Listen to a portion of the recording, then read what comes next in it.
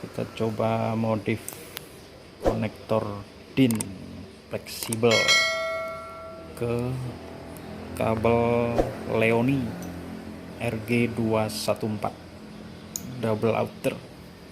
Seperti ini penampakannya. Udah kita modif, mudah-mudahan kuat biar bisa langsung kabel Leoninya kita gulung ke toroid untuk cuk balun. Baru nih outernya ke fit point, ke drivennya kita tes dulu apakah ada short tidak. Oke, outer bagus. Oke, kita innernya kita tes.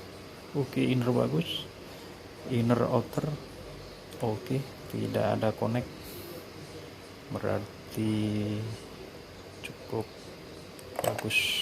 Nah, ini penampakannya.